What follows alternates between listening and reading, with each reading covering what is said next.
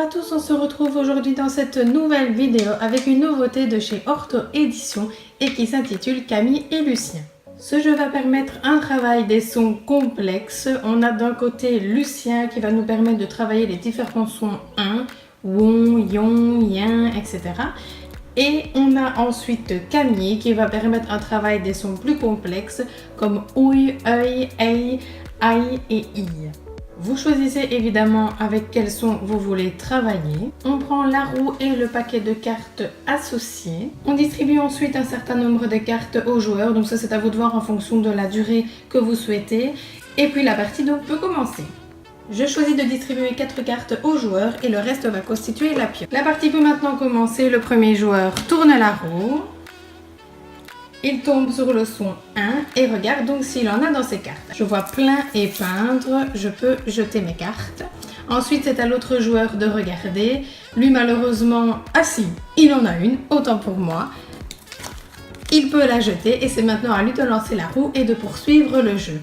Si je n'avais pas eu de carte à jeter, alors j'en piochais une dans la pioche. Je voulais lui faire croire qu'il n'en avait pas, je voulais gagner.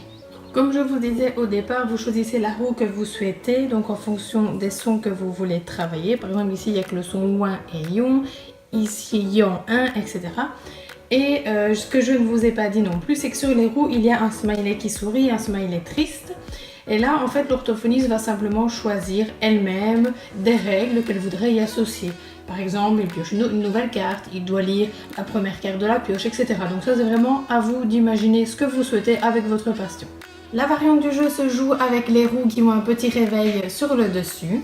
Ici, c'est le même principe, sauf que c'est seulement le plus rapide qui aura le droit de poser ses cartes et qui pourra relancer la roue par la suite. Admettons que je tombe sur le son yan, et bien si je suis la plus rapide à poser une carte, il n'y aura que moi qui pourrai me défaire de ma carte ou bien de mes cartes. Il y a également une variante avec le féminin et le masculin. Et la dernière variante donc, se joue exactement avec les mêmes principes, sauf que ici on va écrire les mots au lieu de les lire tout simplement sur les cartes. Voici donc pour ce jeu qui j'espère vous aura plu et je vous dis à mercredi pour une nouvelle présentation de jeu.